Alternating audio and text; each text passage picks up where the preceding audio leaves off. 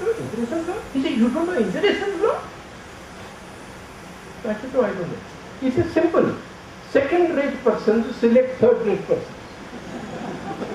And you do this for 30, 40 years, and that is what happens now. Because they become the UPSC for selecting the next round of legislators. So they select persons who will be their henchmen, their weak men, compromise men, salivating men, men looking for the next post. These are the qualifications they look for. You look at our previous president, Pratibha Patil. Inconsequential persons. So they should know that I owe my position exactly to the benefactor. So I will do exactly what he or she says. So in every institution we look for such persons. And if we get an independent man, an election commissioner, a good judge, तो लोग कहते हैं यार ये कैसे हो, गलती होगी, आगे से ऐसी गलती ना हो कि ऐसे आदमी कैसे सिलेक्ट हो गए. So you get all institutions infected by the rot which has affected our legislators. So that is the main point to focus on in reforming and saving India and preventing its disintegration. For this purpose, it is very necessary to change some of the basic concepts that we have. A representative in the legislature is not my representative whose job it is, or my caste representative whose job is to find my brother-in-law a job, or my father-in-law a bank loan. No. His job is to assess issues and policies from the point of view of the country as a whole. That was Edmund Burke. So that unless we change the concept of who a representative is, we cannot survive, because they will then only, it will then be the lowest common denominator of sectional aspirations, not a national aspiration. The second point is that governance in India is regarded as the thing that can be left to the uneducated. You want to join Tata Consultancy Services? A lot of qualifications. You want to become a PM in a government, some qualifications. But you want to become, that skill, that dedication is not with everybody at a particular time. Everyone does not have that. Very few people have that. That is why Thomas Jefferson's phrase that governance must be in the hands of what he called a natural aristocracy. Not the aristocracy of birth, of privilege, of money, but the aristocracy of talent, of capacity, of the ability and dedication to do that particular job at that particular time. In the end, everybody can acquire that capacity, true, but the job has to be done today. And everybody does not have the capacity today. These are today dismissed as elitist thoughts. But that is the way in which countries lose their moorings. And unless the system puts governance in the hands and great policy decisions about Assam, about J&K and all, in such hands of persons who have that capacity and dedication, not persons who are representative of the people in the sense that they are like the people. That if the people caste is this, their caste is that. If the people of this area want this particular religion to be voted into power, they have that religion. If the people are only 30% literate, this one is also only 30% literate. That is representative. That is not the basis of how governance can go on in India. This natural aristocracy must be held to the highest standard. Once you compromise, then the slope is so steep and so slippery that you will not be able to prevent the complete abandonment of standards. What has happened in India now? With this so-called rhetoric of the common people. It has happened that standards are, today mediocrity has become the norm. Standards are spat upon as a conspiracy of the well-to-do to keep the poor down. Intimidation has become argument. Vulgarity has become a right. And assault has become proof. Because I can beat you, therefore I am right. This is democracy. So you must hold that elite to the highest standard, no slippage, no compromise. And one way, nobody will always be good. Therefore, eternal vigilance is the price of liberty. You have to monitor them ceaselessly. That does not happen. In India, in the United States, if you appointed a judge to the Supreme Court, there will be 10 organizations which would have worked day and night from the time he became a judge in a small court till today.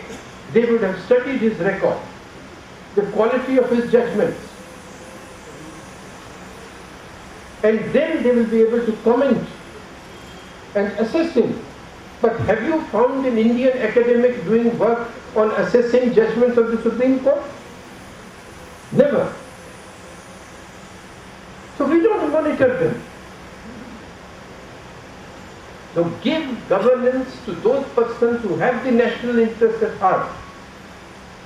Give it to that small group. Hold them to the highest standard and monitor them day and night. Now to do any of this, I think 5-6 things are to be done, and then I'll finish with this. First is, realize that even in this condition, several Indian institutions, even of the government, work. ISRO works. The Atomic Energy Establishment works.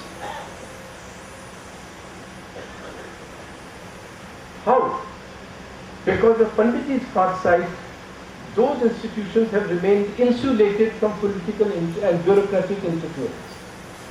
So insulate institutions is the first point. Second is that where possible, have re-examined the methods of appointment. For instance, why is it that our election commission works? Because the committee of rivals ensures that the election commissioner who is appointed and the others who are appointed there are such in whom you can at least have a hope that they will work impartially. Third, I believe that we should not go on setting up new institutions. That is why I never felt very enthusiastic about this whole discussion about the Lokpal. You see, what is the situation in India? The sequence is, there is a problem. We neglect the problem. It grows bigger. We look the other side. It grows even bigger. Looking the other side, we shut our eyes.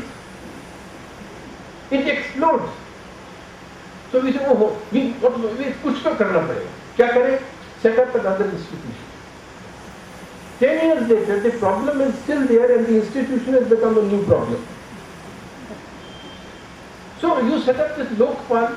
No. You want to eradicate corruption? Do 4 simple things. Look at the existing law. Very simple things can be done. 1. Judges should never allow any adjournments in cases involving public service. Simple point. You see the cases going on in the UK, in the US, that that man who defrauded $50 billion of investors' funds, he defrauded Maddox, right? Yes. 3 months, he's in jail. 3 months. Rajat Gupta's case, 3 months. Here, terrorist cases of Maharashtra since 1991, 92 are still going on in the first state. So Raja will be, we will be gone by the time Raja.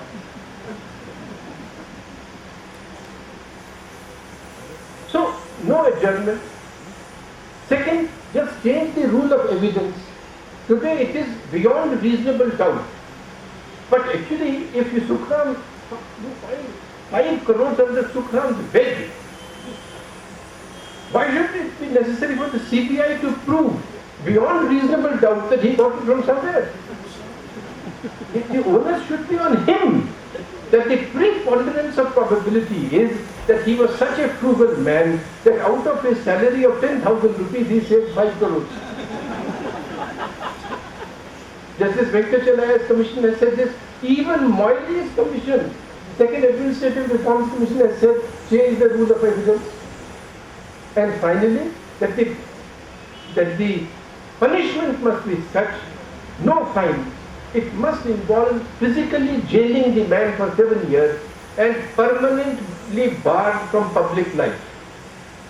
Do these things rather than waste time trying to have a new Lokpal which will become another court.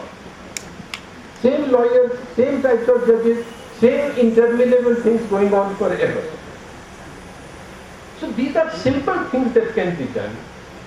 But the next, I think that there are other simple things that should be done in regard to the electoral system. For instance, we must have qualifications for legislators. If you see the end where Hanuman Chaudhary was quoting Dr. Ambedkar's excellent and brilliant speech at the conclusion of the Constituent Assembly, but one speech was there after Ambedkar had spoken, and that was Dr. Rajendra Prasad's speech. As the presiding officer, he closed the assembly. He thanks everybody. Then he says that there are 2 regrets I have. One, that we have not been able, one which can be easily remedied, which will be remedied. That is, that we have not been able to come up with the Hindi translation in time. But that will come. But the second problem is that we have not been able to specify the qualifications for legislators. And for this the country will pay dearly.